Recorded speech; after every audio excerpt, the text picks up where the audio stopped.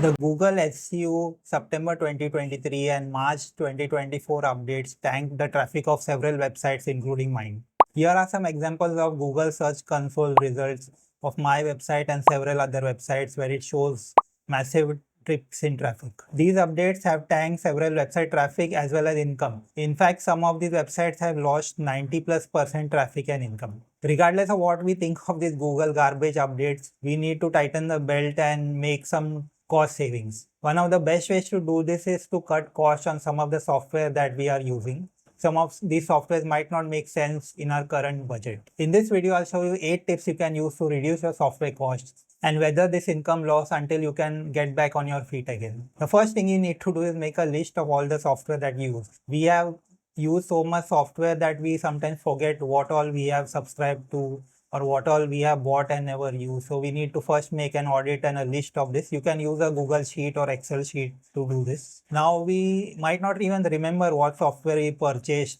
what is recurring. So we can search our email invoice receipts to get that list, or we can check our PayPal or credit card bills to see what all software we have purchased or what all recurring subscriptions are going on.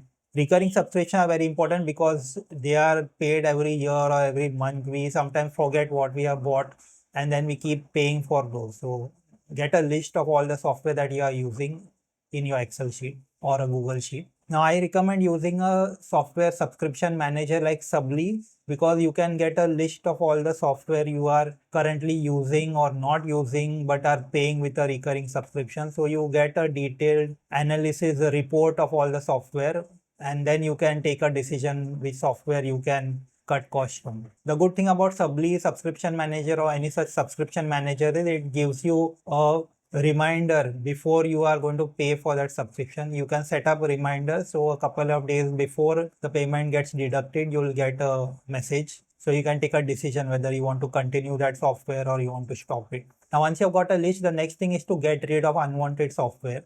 So this is very easy to do if you know software that you are not using. So it's immediately good to stop such software subscriptions if you have those. You can stop such recurring payments either in the software itself if there is a facility, or if you are using something like credit card or PayPal, you'll need to go there and stop the subscriptions. Now it's important to stop the subscription before it renews because once it's renewed, you won't be able to get the money back. So always good to have a reminder. Like I mentioned, you have the Subly subscription manager or any subscription manager, or you can set up your own calendar with that reminder. But basically you want to get reminded 1-2 days before the payment gets deducted, so you can take a decision whether you want to continue or you want to stop this software, especially if you're not using it or haven't used it for a long time. The next thing to do is you'll alternatives to expensive software. So when we have software, we have free and open source alternatives in some cases, which are good enough to use or sometimes even better than the paid software. You might find cheaper alternatives to software.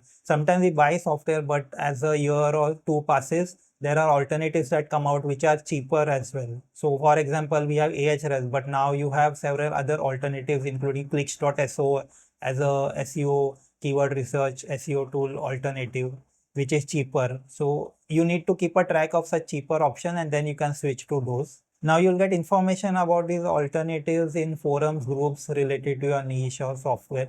So always good to go in there and ask people around what they think are good alternatives that are reasonable in cost, and you'll get several alternatives. Another option is to use freeware and trial for any software you need. You get 7 days, 14 days, 30 days trials, or you'll get a freeware. So it's always good to use such options if you are having a strict budget. This works really well for keyword research or SEO tools like Ahrefs. So you can batch all your research in that particular period of days. So Ahrefs has a 30 days renewal. So what you can do is take it for 1 month, do all of your research in that month and then stop the subscription. Now, if you have to buy some software, I would always suggest to check out for some promos and coupon codes. Often we buy software without looking for this and then we pay the full price. So in many cases, softwares do have promos and coupon codes. We can search for them on the internet. You can also find them in internet reviews, forums, YouTube reviews. Sometimes if you subscribe to email list of such software, you get a coupon code or discount sent to you by email. So always good to subscribe to your newsletters before you make a purchase. You can get a trial of the software and then stop or cancel it before it goes for the paid plan. So often they will provide a coupon code or discount for you, telling you that you can continue with this discount. Sometimes even if you take like a 1 month paid plan and if you cancel, they will provide you sometimes even 50% discount or more. So always good to have these tricks in mind if you are short on budget. I also found that some software websites, if you visit them and then you try to leave, they will give you an option with a discount or a limited period discount as they claim. So you can make use of that.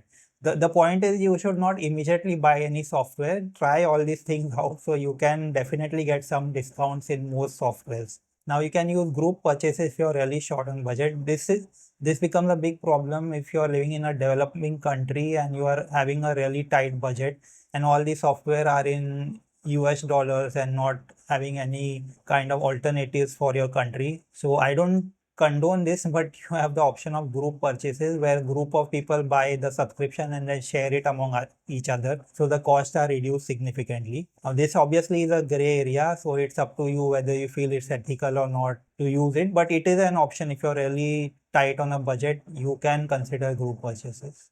So you'll find group purchases in several forums, Facebook groups. So often people share that they are having group purchases for particular software. Now, if you're looking for some new software, I would always suggest also to go to these sites where they have lifetime deals. Now, some of the websites itself may have lifetime deal, or there are like software websites like AppSumo, PitchGround, LTD Hunt. These are known to provide software deals for up and coming software with lifetime purchases. So you only pay once and that's it. You don't need to have some recurring payments. The drawback can be some of the software are relatively new and they are just coming in the market. So you take that particular risk that whether this software will be there in a couple of years or not. But I have found some really good software at AppSumo and I really recommend AppSumo if you're looking for particular software. They have several different categories of software and you get some option for your particular need over there. My last tip would be about the courses and training programs that are out there, especially if you get hit by a Google update. So there is a lot of panic, fear mongering, and then all of these courses and promotions start that, okay, I can give you some course that will show you how to increase your traffic or how you can pivot to something else like a Facebook traffic or to Pinterest or to some email newsletter traffic. So a lot of these courses and promotions start coming out promising great results. So always be careful before you go to this and burn your money. Only buy it if you are sure you will stick to it, work on it and get results before moving to something else. Otherwise, we end up with the shiny object syndrome. We are collecting courses and then working on it for like few days or months and then switching to other because there are no results and stuff and we end up losing more money. So don't panic, think 10 times before you go for any particular course or training program. At this point I don't recommend going for any niche site courses which are promising that okay you can make a lot of money by blogging or creating niche sites. We all know Google has tanked niche sites after this SEO update and basically they don't seem to favor niche sites and look negatively towards it. So my recommendation is not to start niche sites as a beginner in 2024. Now, many of these training you can get on YouTube, looking at YouTube videos. You can get it at a cheaper price in Skillshare and Udemy itself. The material might be dispersed a bit than compared to a training program, but not necessary. There are some good programs available, good training available in YouTube or the Skillshare Udemy. So try these things out before you actually go for a expensive course or training program. So that's it. These are my 8 tips on how you can cut your software cost and save some money.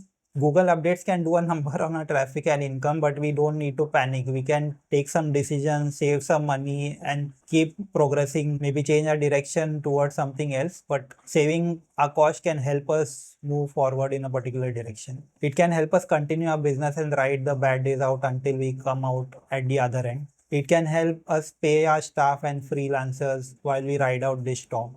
I hope you found these tips and video useful. Now I talked about the Subly subscription manager where it can track your recurring subscriptions and help you save some money on unwanted recurring payments. So I created a video showing how to set up and use Subly, which you can find over here. Thank you for watching and I'll see you in the next video.